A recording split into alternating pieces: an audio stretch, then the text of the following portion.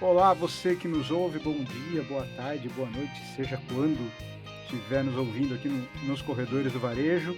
Mais uma vez, obrigado pela sua audiência, pela sua atenção. E hoje a gente traz uma pessoa aqui que nós já batemos um papo lá no comecinho do podcast. Já tem aí na primeira temporada, estamos indo para terceira, Thaís? Terceira temporada. Então, na primeira a gente conversou com o Marco Saad, que é presidente do conselho da Bemols. Não preciso aqui de muitas apresentações, porque ele é uma pessoa amplamente conhecida no nosso setor. Lá atrás a gente conversou um pouquinho sobre o que eram os strip malls, né? Que é o que a Bemols cuida. E, aliás, se você não ouviu esse episódio, volta, ouve, porque tem muita coisa legal, muita dica sobre esse mercado, que é um mercado talvez ainda pouco explorado no Brasil, por nosso tamanho, né? Mas que vem crescendo demais. E hoje a gente quer dar um passo à frente, porque a Bemols está completando 5 anos de atividade. E a gente chamou o Marcos aqui porque forma um tempo legal para a gente entender o que mudou nesse mercado, né? Tanto da nossa primeira conversa, como nesses 5 anos que ele está à frente da Bemols. Então, Marcos, obrigado pela sua participação e já começo com essa pergunta. O que mudou no mercado nesses 5 anos? Qual que é a sua análise do que a gente passou nesse período? Gente, antes de tudo, muito obrigado pela oportunidade, a você, Fábio, a Thaís. Eu fiquei muito feliz de saber aí do nosso primeiro encontro que gerou o interesse dos ouvintes, daqueles que assistem aí os podcasts de vocês, e é um prazer estar com vocês aqui de novo. Então, rapidamente colocando, eu acho que a gente vai ter um bate-papo aí, vou ter oportunidades de responder a diversas perguntas, né, e dúvidas, mas lembrando que a Bemols, ela surgiu diante de uma necessidade que surgiu de uma conversa entre alguns empreendedores, que éramos 7 à época, de organizar o setor, né? Porque muitos não sabem o que é strip mall, só repetindo. Eu acho importante a gente começar o bate-papo para as pessoas saberem do que a gente está falando. E a gente usa uma expressão muito simples que é um comércio de rua organizado. Então, você está lá perto da sua casa, você tem uma drogaria numa quadra, um mini mercado na outra, e, e outras operações que você usa no seu dia a dia, seja de alimentação, seja de serviço, e nada mais nós fazemos do que pegar e buscar quais são as principais demandas naquele bairro e criar dentro de um mesmo imóvel um conceito onde você coloca essas operações lado a lado, com visibilidade, com vagas de estacionamento, num ambiente agradável, com segurança, com manutenção e trazendo para o cliente essa condição de, no mesmo local, que a gente denomina one-stop shop, ele em questão de alguns minutos ele se serve de vários serviços com essas facilidades. Vamos lembrar que a Bemols, ela, dentro dessa ideia que eu estava comentando, ela surgiu em 2019. E nós criamos informalmente, num primeiro momento, a associação e logo em seguida criamos o nosso estatuto e tudo mais, e tudo isso aconteceu às vésperas da pandemia, que foi uma mudança em todos os sentidos na vida de todos nós. Naquela época éramos então 7 empreendedores, tínhamos aproximadamente aí 70, 80 projetos filiados, e nesses 5 anos a Bemols cresceu muito. Hoje nós temos mais de 40 empreendedores associados, com mais de 400 projetos representados aí em 17 estados do Brasil. E estamos crescendo de uma forma constante, porque o conceito ganhou muita força nesses 5 anos, porque se já era um fator interessante tanto para o consumidor, tanto para o lojista, de estar em espaços compartilhados, gerando essa sinergia entre o mix das lojas e a facilidade do consumidor, em poucos minutos no caminho de casa se servir dessas facilidades, isso potencializou com a pandemia, e essa é a maior mudança que houve, porque dentro desse formato do home office que até hoje prevalece em vários segmentos, as pessoas estão mais predispostas a consumir próximo de suas casas. Então, o conceito está crescendo muito, as redes de varejo, as nacionais e as regionais, estão muito focadas também no crescimento na rua, onde migrou em grande parte o consumo que antes era mais concentrado nos shopping centers, e tudo isso trouxe uma potencialização do nosso produto a nível nacional. Legal. Bom, 5 anos, a gente olhar para trás, acho que a pandemia, sim, é o grande marco desse período, né?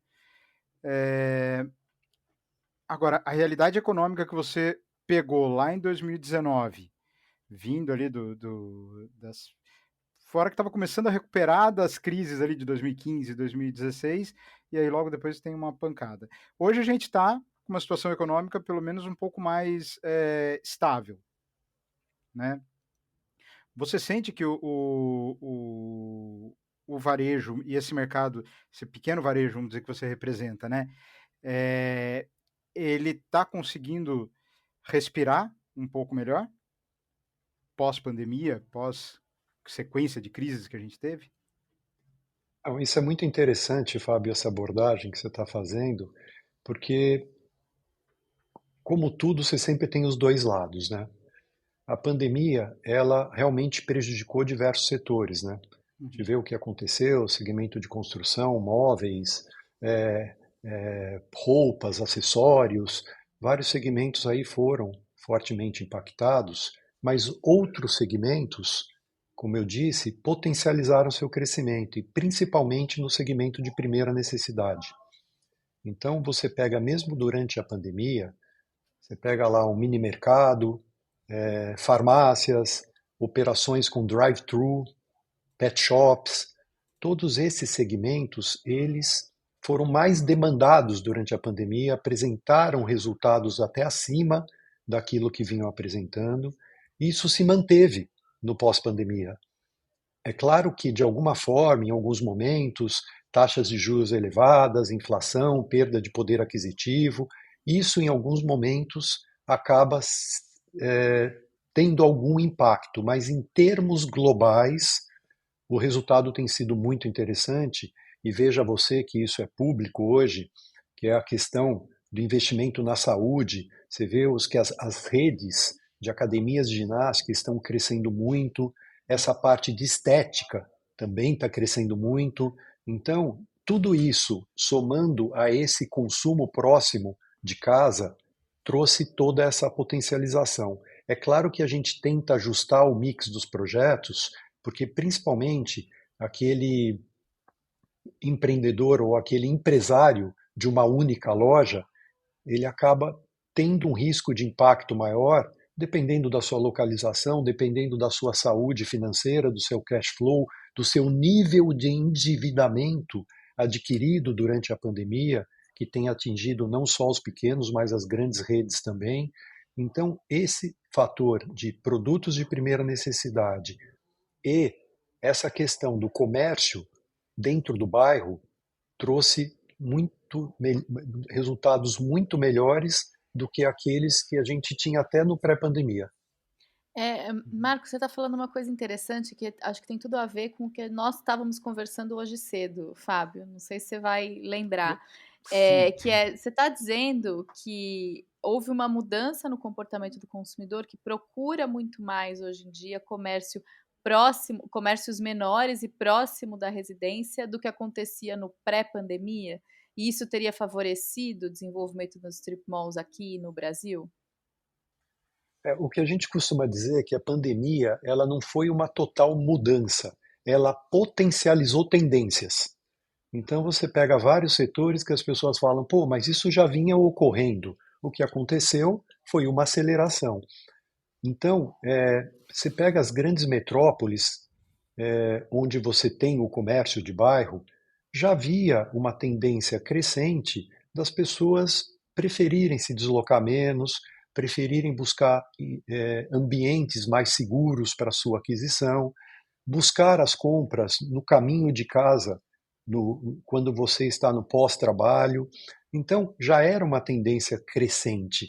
Eu estou nesse negócio há 30 anos e vejo o quanto nesses anos a coisa vinha também cada vez mais potencializando, potencializando, e houve uma grande aceleração durante a pandemia, e todos os empreendedores no segmento sentem isso, porque a demanda parte numa espiral. É o consumidor adquirindo mais produtos perto de casa, com isso as redes fazendo suas pesquisas procuram mais espaços dentro dos bairros, e nós somos, eu diria que a melhor solução por estarmos buscando para esses lojistas e consumidores esse ambiente com toda essa sinergia.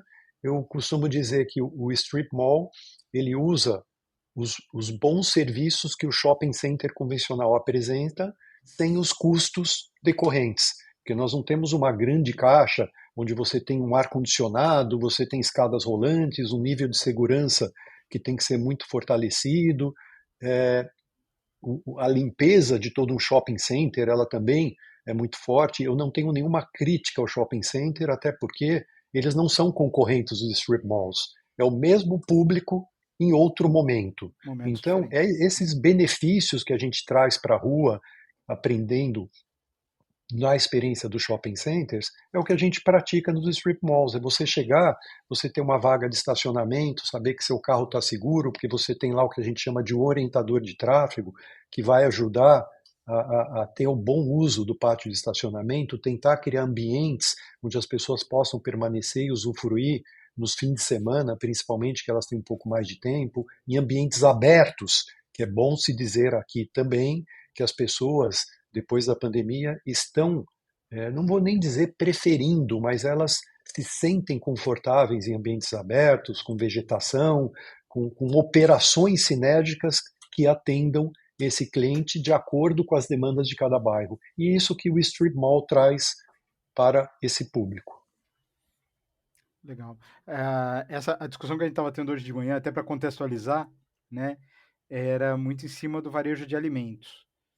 Que eu moro em Santos, e aqui agora a onda são as lojas, ou lojas de conveniência, ou as pequenas lojas das redes de supermercado. Então, Pão de Açúcar Minuto, Extra, o Mini Extra, o Carrefour Bairro e assim por diante. Que vai muito em linha com isso que você está falando.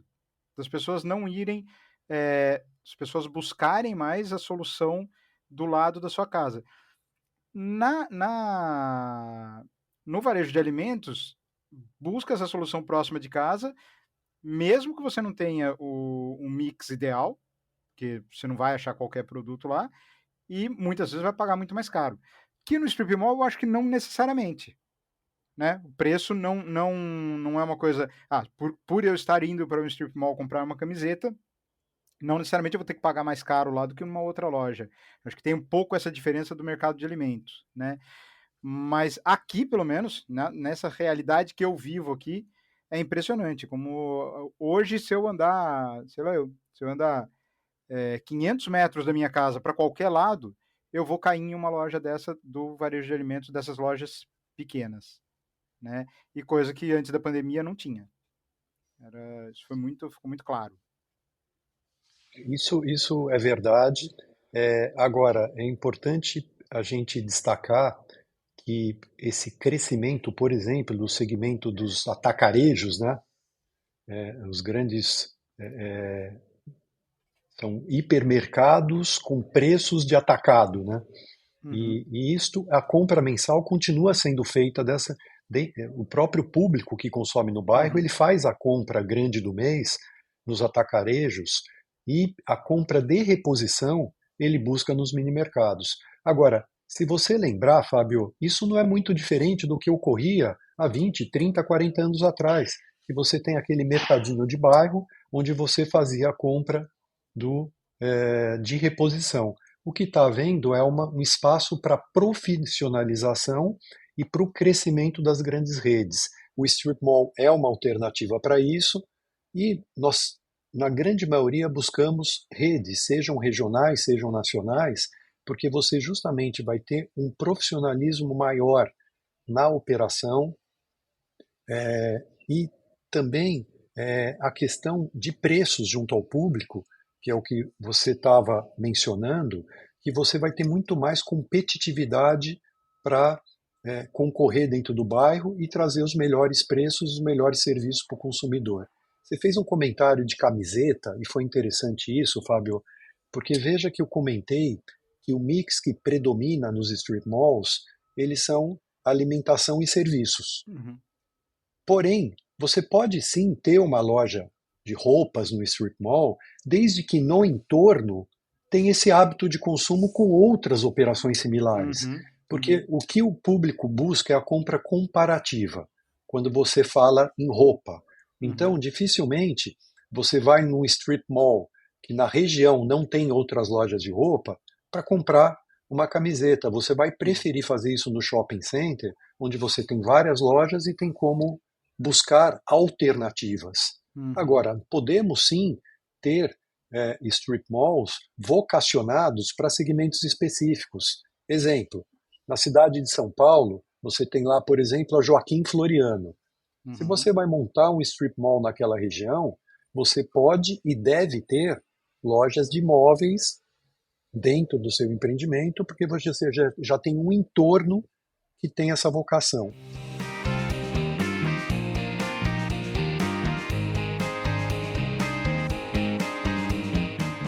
Qual que é o tamanho desse mercado hoje, de strip malls no Brasil?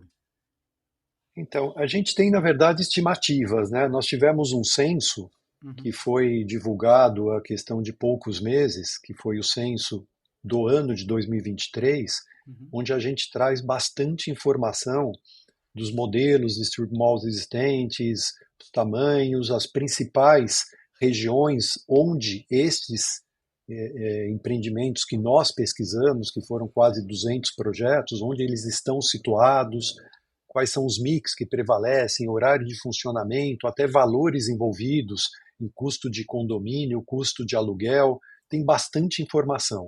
Nós estimamos que existem em torno de 1.000 strip malls no Brasil, mas certamente o mercado tem potencial para algumas dezenas de milhares.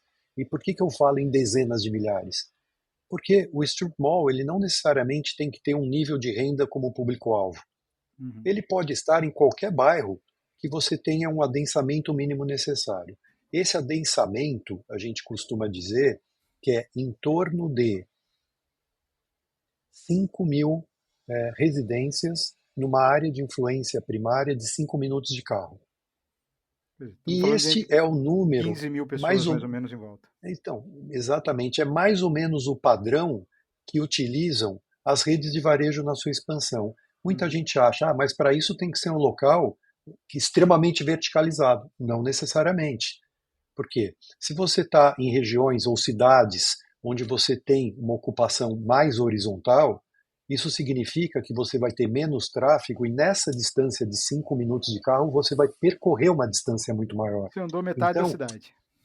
Não é difícil atender a esse público, mesmo sendo horizontalizado.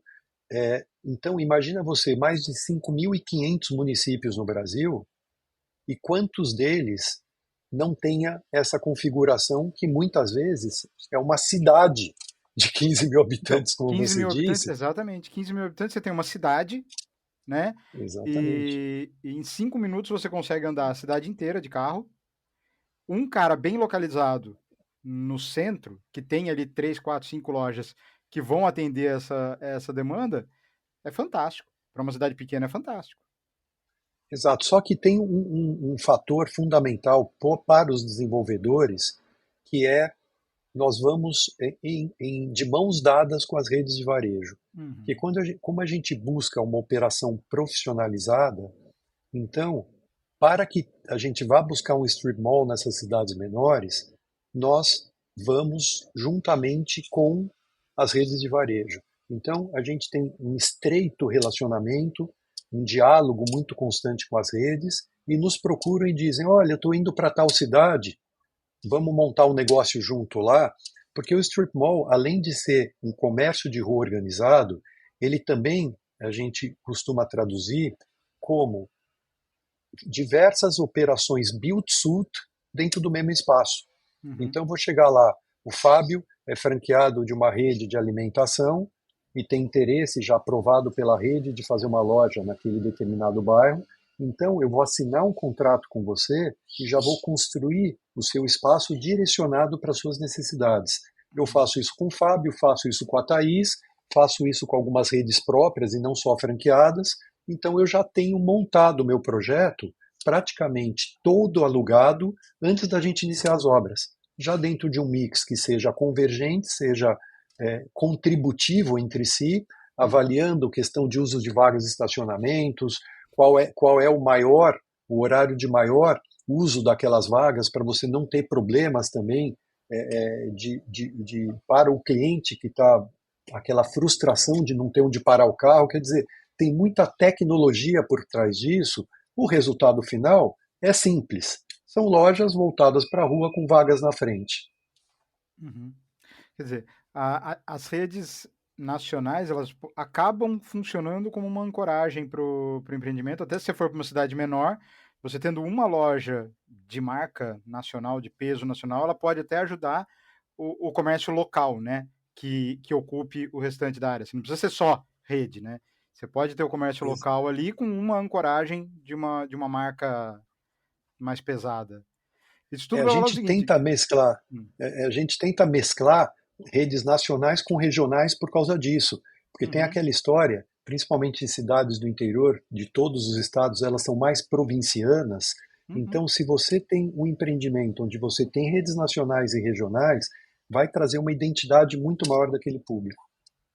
Tem uma história, já ouvi muito no mercado de shopping aí, que era um shopping de cidade de interior, e que em uma determinada, acho que era cama, mesa e banho, se não me engano, a cidade tinha um operador que era muito forte, e o shopping não conseguiu levá-la para dentro, né? Ficou sem, trouxe marca nacional para ocupar aquele espaço. As lojas nacionais nessa cidade, no ramo, né, de cama, mesa e banho, não conseguiram decolar. Elas fecharam dentro do shopping, porque aquele empreendedor de rua continuou dominando o mercado, mesmo tendo um shopping ali que antes não tinha. Então, a gente saber olhar também para esses caras, né, que são uns varejistas-chave dentro da cidade para compor o mix, é uma coisa, acho que muda todo o potencial de sucesso do empreendimento, né, no interior. E uma questão dessa, Fábio, ele pode trazer o sucesso ou problemas dentro do seu empreendimento. Uhum, É, eu sempre digo isso para os empreendedores mais jovens da nossa Bemons, que qual é a diferença que eu tenho com eles? Aí eles já pensam, pô, esse cara vai ficar aqui querendo esbanjar conhecimento. Eu falo, não, não é isso. É que eu estou 30 anos nesse mercado e eu tive mais tempo para cometer erros. Então, é, esses erros nos levam a gente buscar a correção de rumo e aprender, né?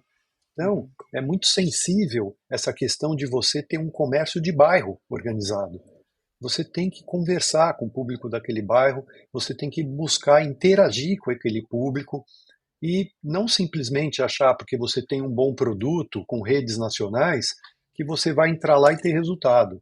É um trabalho de formiguinha, é um trabalho, a gente costuma dizer que o strip mall, ele é um produto artesanal, porque uhum. você vai fazer toda a pesquisa para montar um empreendimento e muitas vezes as pessoas estranham, porque quando começa a obra, eles vêm buscar loja e falam, eu não tenho loja para alugar, mas está começando a obra. É que eu estou trabalhando há mais de um ano para viabilizar esse mix que atenda de forma satisfatória aquela população, trazendo resultado para os lojistas e para os investidores. Uhum. Então, o trabalho maior é feito antes de começar a construção.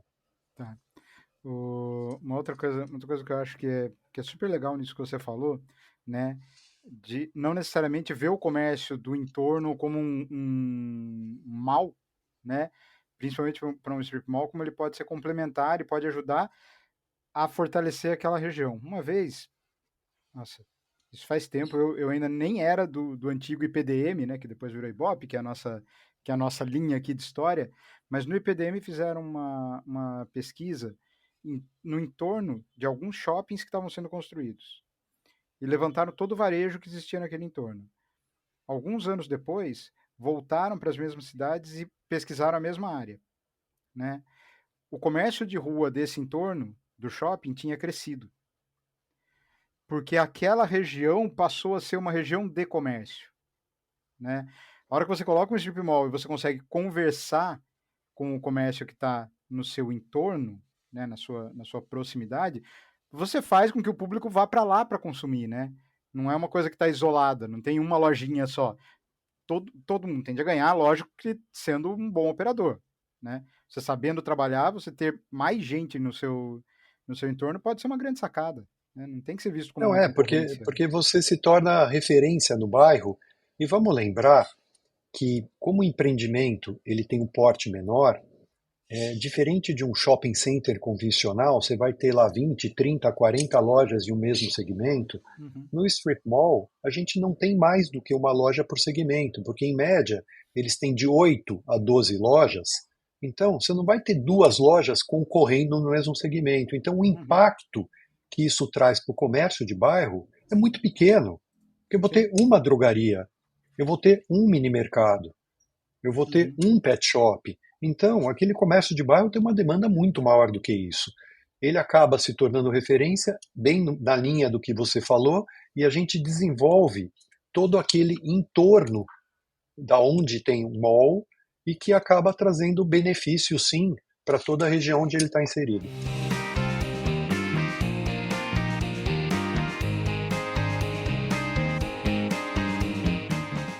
Tem perfil de empreendedor para strip mall? Tem um cara que você consiga desenhar e que fala assim, ó, esse tem a cara de strip mall e já um outro tipo aqui, não, isso daqui nunca funcionaria num empreendimento desse tipo. Você quer dizer como a figura do empreendedor. Do empreendedor. Então, é, é mais uma pergunta interessante, porque eu diria que existem linhas diferentes, tá? Eu sou aquele, como que eu virei empreendedor e muitos partem desse mesmo caminho. Eu tinha uma relação com as redes de varejo, como broker, Uhum, buscando a expansão dessas redes, uhum, buscando imóveis para a instalação das lojas. Aí você começa a ter vários clientes migrando para as mesmas regiões, nós falando, pô, vamos pegar isso aqui e vamos juntar esses caras e botar no mesmo terreno. Porque é tanta gente querendo os mesmos bairros, né? E uhum, fomos lá e tropicalizamos o conceito americano, fazendo o quê? A gente não tinha capital, então a gente amarrava o terreno, amarrava os contratos de locação e buscava primo, tio, amigo. Pô, vocês não querem investir uma cota, criar uma empresa, pegar um pedacinho disso aqui, em vez de você ter o flat, ficar concentrado na residência, no galpão, que muitas vezes você tem problemas, vem aqui, você vai ter grandes redes como inquilinos. E começamos a montar a coisa dessa forma. E muitos empreendedores surgem daí. uhum, Outra linha que está crescendo muito, principalmente dentro dos grandes centros, são incorporadores, principalmente residenciais, que estão enxergando nos strip malls essa convergência entre a residência e o comércio dentro do bairro. E a própria legislação, vamos uhum. falar de cidade de São Paulo, São Paulo? porque eu não domino a legislação dos demais centros, você tem essa questão de, próximo aos grandes corredores de metrô, de ônibus e tal, essa questão da fachada ativa. Para Uhum, quem não sabe o que é a fachada ativa, não é nada mais do que você colocar lojas embaixo do prédio. Essa área das lojas não é calculada, computável como área construída. Então, o incorporador ele tem o benefício de ter essas lojas. uhum, Este incorporador, ele é um desenvolvedor de strip malls. Só que ele, muitas vezes, ou cria uma equipe própria ou se associa à empresa de strip malls.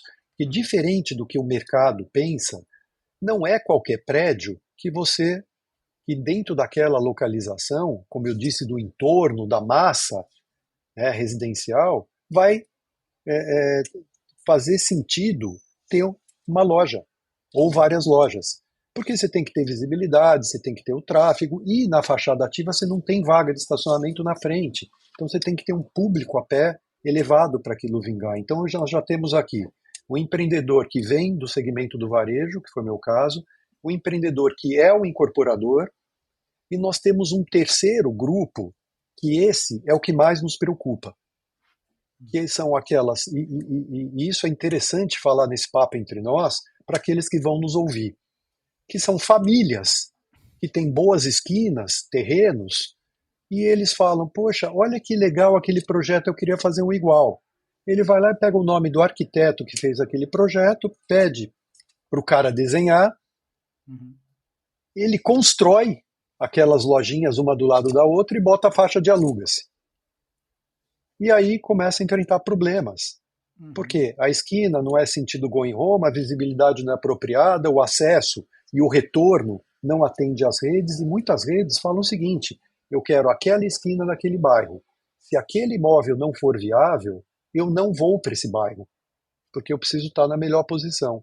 Uhum. E essas famílias acabam, às vezes, alugando uma ou duas lojas, e aquelas lojas ficam sozinhas naquele empreendimento que foi feito de uma forma familiar, Uhum. e acaba trazendo um problema para a imagem do nosso conceito. Por isso que nós criamos a Bemols, e metade, escutem bem o que eu vou falar, metade dos nossos associados nunca fizeram um empreendimento e estão lá para aprender.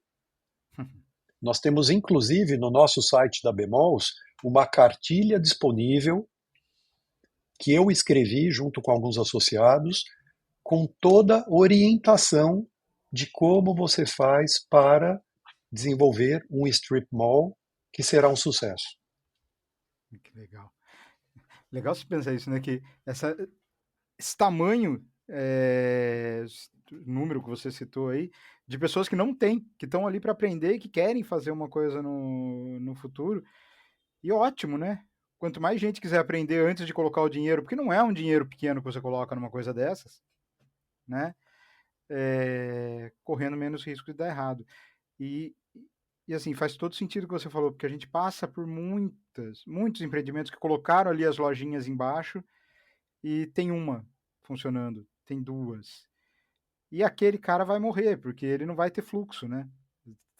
Todo mundo tem que saber que ele está lá, ele tem que virar uma destinação, e é quase impossível. Uma lojinha de 20, 30 metros ser destinação. Ou ele é muito específico, ou não vai conseguir aguentar aquilo. Você falou de um número aí, assim, absurdo de empreendimentos que ainda poderiam abrir, né? O que você vem acompanhando do crescimento do mercado? Você acha que a gente está num momento de aceleração dos strip malls? A gente vai ver muito mais acontecendo num espaço muito menor de tempo? Ou não, porque a gente não tem empreendedor qualificado o suficiente para poder fazer as coisas certas na velocidade que o mercado até demandaria? Na verdade, nós temos aí duas formas de responder essa questão. E as duas são extremamente potenciais para esse crescimento. Então, como eu tinha dito já inicialmente, as redes de varejo estão demandando demais crescimento dentro de bairro. Então, isto traz a matéria-prima necessária para o empreendedor de strip malls desenvolver seus projetos. Então, são muitas redes crescendo rápido, com planos de expansão como nunca tiveram, e eu falo de 30 anos para cá. Outro vetor interessante é que as pessoas enxergaram durante a pandemia quais foram os segmentos menos impactados. Então, aquele cara que tinha um escritório alugado, ele teve que dar descontos para o seu inquilino, muitas vezes ele perdeu o seu inquilino. Isso aconteceu em quem tinha imóvel alugado para cabeleireiro, para operações de serviço em geral, mesmo uma academia de ginástica, mesmo um galpão industrial onde a indústria teve que fechar durante a pandemia ou diminuir sua produção. E o que aconteceu com grande parte dos inquilinos do mall, como eu disse, dos strip malls? Eles potencializaram sua venda, eles cresceram.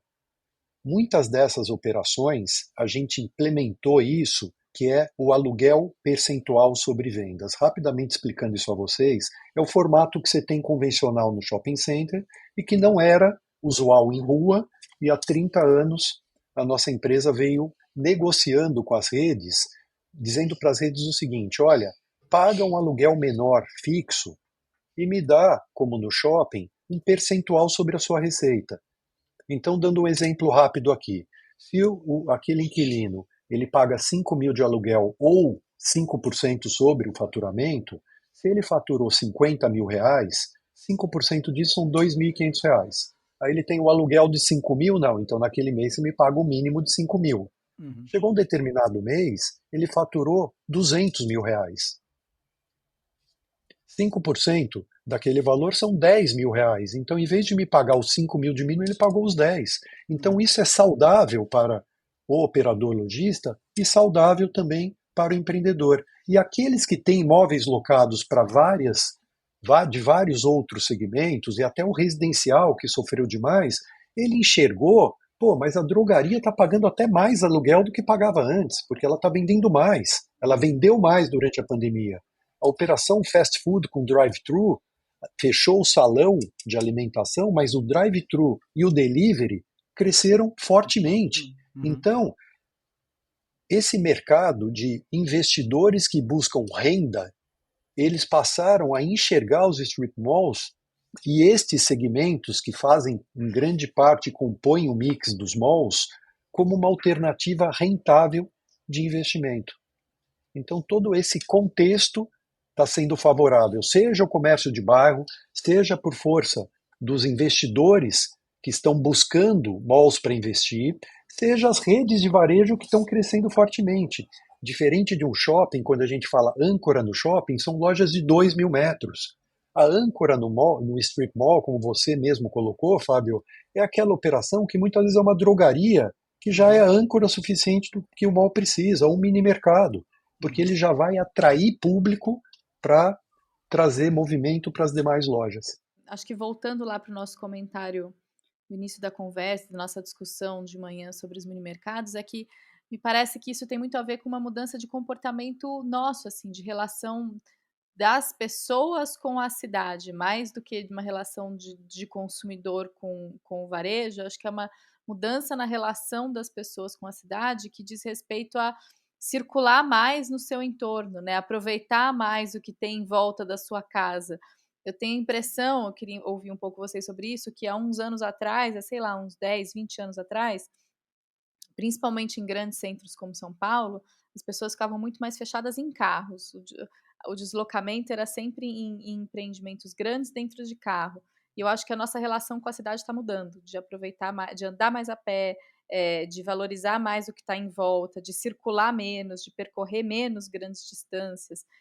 Uma vida, talvez, por conta desse discurso até mais relacionado à sustentabilidade, emitir menos gás carbônico na atmosfera, a gente está mudando os hábitos. E eu acho interessante ver como isso muda todo o entorno, né? Vai mudando a configuração dos bairros, vai mudando o comércio, vai mudando a forma de empreender também, né? É toda a dinâmica, como você colocou, Thaís, da cidade e a vida cotidiana do residente, ela se reverte em qualidade. Eu resido aqui há 8 anos na Espanha. Os meus negócios são todos no Brasil, mês sim, mês não, eu estou no Brasil, adoro o meu país, o nosso Brasil, mas é forçoso reconhecer que você pega as grandes cidades europeias, você não precisa ter carro. E não digo isso só pela qualidade do transporte público, eu digo isso pautado no que você acabou de dizer. Num raio de 2 a 3 quadras da minha casa, eu tenho 95% das minhas necessidades.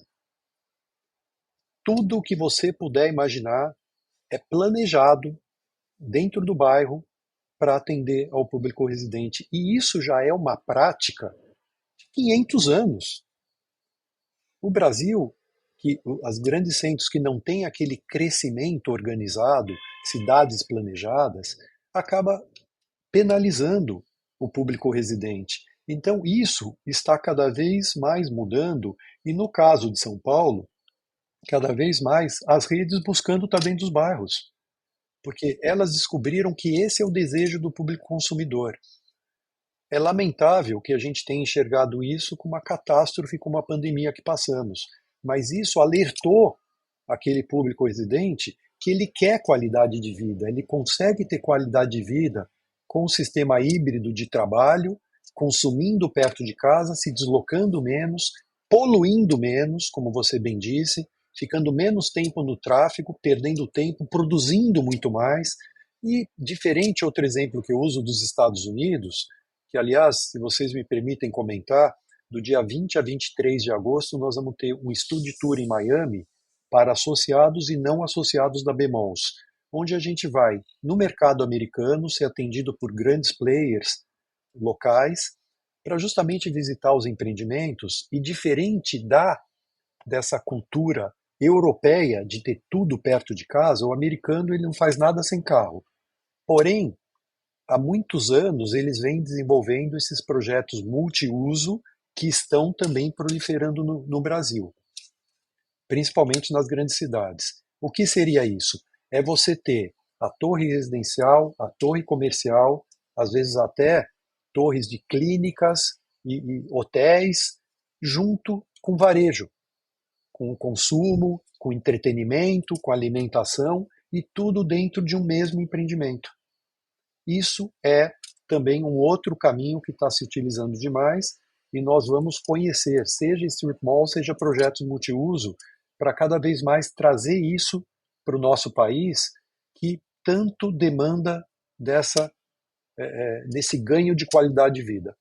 Se você tiver moradia, saúde, educação e varejo do seu lado, né? Um entretenimento vai bem também.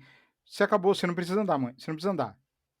Né? Você tem tudo ali que você precisa. E esse conceito dos multiusos vai muito disso. Né? Você traz todas essas alternativas ali para um mesmo lugar. E o não sair é porque eu não tenho para que sair. Não é nem porque eu não quero, é porque eu não tenho para quê. Exatamente. Eu já consigo fazer tudo aqui. Sabe que você começa a descobrir, Fábio? Eu não sei se vocês se deslocam, mas eu vou falar de quando eu morava no Brasil. Eu ficava dentro do carro me deslocando, seja para pegar a criança em escola, seja para consumir, seja para o trabalho. Eu ficava em média 3 horas por dia no carro. E olha que eu era um felizardo. Porque você conhece vários trabalhadores em São Paulo que se deslocam 2 horas para ir para o trabalho e 2 para voltar. Isso é muito comum. Eu pensava, 3 horas por dia dentro do carro. Em 5 dias úteis, são 15 horas. Se eu trabalho 8 horas por dia, isso significava praticamente 2 dias a mais. Eu estou ficando 2 dias dentro do carro. Quando você traduz isso em estar trabalhando perto de casa e ficando o mínimo de tempo dentro do carro, começa a sobrar tempo para quê? Para você ter mais qualidade de vida, você poder estar mais com a família, você cuidar mais da saúde, você poder fazer uma atividade, seja com os amigos, seja de entretenimento, seja um hobby, começa a te sobrar tempo para tudo. E esse equilíbrio que você busca na sua vida te traz maior produtividade e todo um ciclo positivo que vai acontecendo. Como a Thaís colocou, por que São Paulo está indo muito mais para a solução europeia de ter tudo perto de casa do que o americano, que ele vai buscar as melhores localizações se deslocando de carro? Porque São Paulo ela é uma cidade extremamente verticalizada, ela não tem uma estrutura de transporte público condizente com as necessidades de deslocamento do público. Foi a solução que está se buscando, seja no strip mall, seja nos projetos multiuso. E é por isso que era a pergunta lá atrás, né, que depois de toda essa conversa mostra por que tudo está convergindo para o crescimento desse segmento. Porque é a solução para todo mundo. É para mim, é para vocês, é para as redes de varejo, é para o meio ambiente, é para tudo.